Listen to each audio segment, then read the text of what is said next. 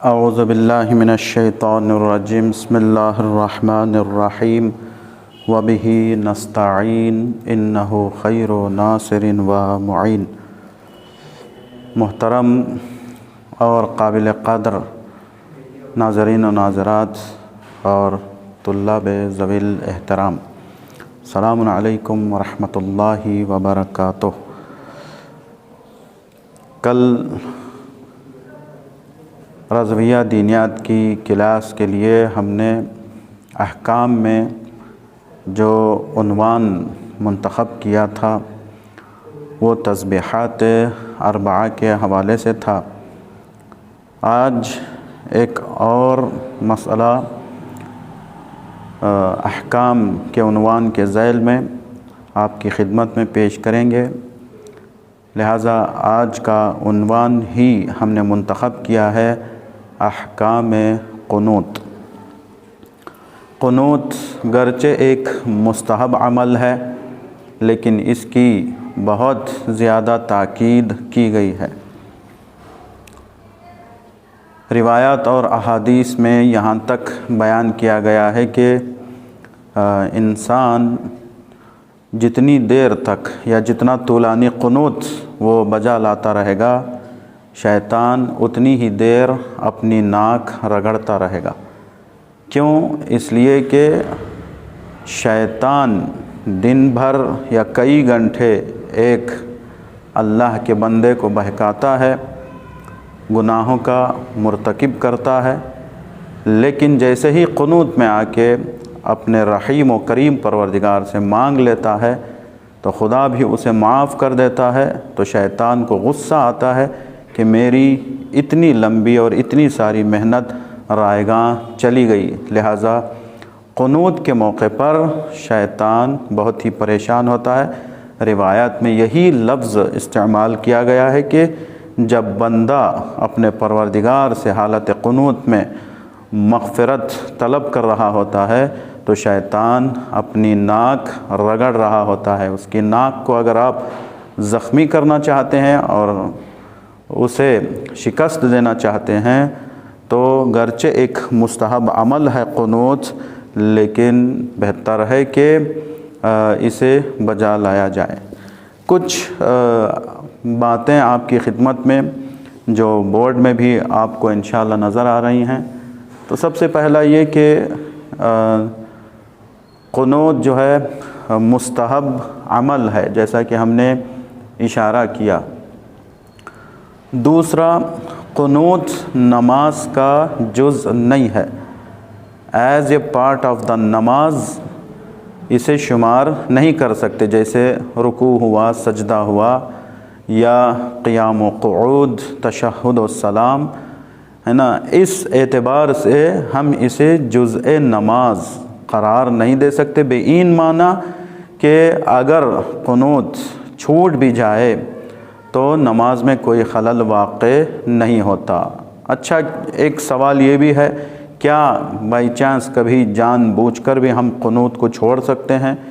جی، اگر وقت میں کمی ہے یا مثلاً حالت سفر میں ہمیں نکلنا ہے تو، یا کسی اور اضطراری صورت میں، بلکہ اضطراری ہی کیا، کبھی نارمل سچویشن میں بھی ہم قنوت کو چھوڑ سکتے ہیں، یعنی عمدن اور سہون دونوں طریقے سے قنوت چھوٹ جائے تو نماز میں کوئی خلل واقع نہیں ہوتا، نماز انسان کی مکمل ہے، نماز صحیح ہے۔ اور ایک مسئلہ، قنوت چاہے فرادہ میں ہو چاہے نماز جماعت میں ہو، کم یا زیادہ بھی ہو جاتا ہے، یا بالکل قنوت ہی نہیں، یا پھر دو قنوت بھی ہو جاتے ہیں تو نماز میں کوئی حرج نہیں ہے۔ اس کے لیے بہترین مثال یہ ہے کہ نماز جماعت میں اگر کوئی مأموم دوسری رکعت میں آ کے شریک ہو رہا ہے تو ایک قنوت خود امام کے ساتھ پڑھ لے گا، جو امام کی دوسری رکعت ہوگی اور مأموم کی پہلی رکعت۔ پھر جب امام کی تیسری رکعت ہوگی اور مأموم کی دوسری رکعت، تو اس اعتبار سے پھر وہ دوبارہ قنوت پڑھے تو بھی نماز میں کوئی حرج نہیں ہے۔ کہنے کا مطلب یہ ہے کہ اگر قنوت چھوٹ جاتا ہے یا ایکسٹرا ہو جاتا ہے تو نماز میں کوئی خلل واقع نہیں ہوتا۔ اور ایک مسئلہ، جب انسان نماز جماعت میں ہے، ایسی صورت میں امام کے ساتھ قنوت پڑھ رہا ہے تو ضروری نہیں کہ جو دعا امام صاحب پڑھ رہے ہیں اسی دعا کی تکرار مامومین بھی کرتے رہیں۔ یعنی اگر میں مثال دوں، امام دعا پڑھ رہے ہیں ربنا آتنا فی الدنیا حسنۃ وفی الآخرۃ حسنہ، اور مأموم جماعت کی نماز میں، سیم نماز میں اگر وہ یہ پڑھ رہا ہے ربنا اغفر لی ولوالدی، تو دونوں کی دعاؤں میں بالکل اپوزیشن ہو گیا، یعنی ایک جیسی دعا نہیں ہے، لیکن نماز صحیح ہے۔ چونکہ ایک مستحب عمل ہے، امام اپنے اعتبار سے دعا پڑھ رہے ہیں جو اچھی لگے، ماموم اپنے اعتبار سے دعا پڑھ رہے ہیں، ہے نا۔ تو قنوت میں اگر دعا دونوں کی الگ الگ ہو جائے تو نماز صحیح ہے۔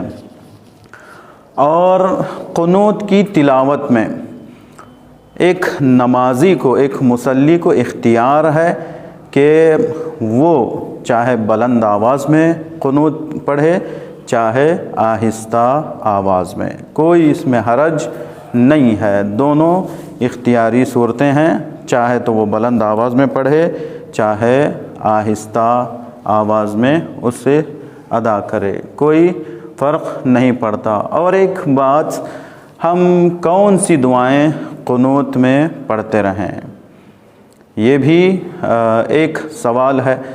تو علماء اور مراجع کے بقول سب سے بہترین طریقہ قنوت کا یا سب سے بہترین دعائیں قرآنی دعائیں ہیں، چونکہ اللہ ہمارا خالق ہے، گاڈ از آور کریٹر، اللہ ہی نے ہمیں پیدا کیا ہے، تو اللہ نے ہی ہمیں دعاؤں کا حکم دیا ہے، اور پھر اللہ ہی نے دعاؤں کا سلیقہ بھی سکھایا ہے۔ لہٰذا ہمارے لیے بہترین دعائیں قنوت میں وہ دعائیں ہیں جو انبیاء نے پروردگار سے مانگی ہیں، جن کا ذکر قرآن مجید میں ہوا ہے، وہ آیتیں جو دعائیہ آیتیں کہی جاتی ہیں، معمولاً ربنا سے اور اللہم سے جو دعائیں شروع ہوتی ہیں وہی دعائیں بہترین ہیں۔ اس کے علاوہ ہم ان دعاؤں کا سہارا لیں قنوت میں جو معصومین علیہم السلام نے، اہل بیت نے ہمیں ان دعاؤں کی تعلیم دی ہے۔ یہ مختصر احکام ہم نے آپ کے سامنے بیان کیا۔ اگر کوئی سوال ہو تو ہمارے طلاب آن لائن کلاس میں سوال کر سکتے ہیں، اور اسی طریقے سے والدین یا مومنین اور مومنات کے ذہن میں بھی کوئی سوال ہو تو اس ویڈیو کے کامنٹ سیکشن میں آپ سوال کر سکتے ہیں۔ خدا کی بارگاہ میں دعا ہے خداوند عالم تمام عاشقان حیدر کرار جہاں کہیں بھی ہوں اپنے حفظ و امان میں رکھے۔ وآخر دعوانا ان الحمد للہ رب العالمین۔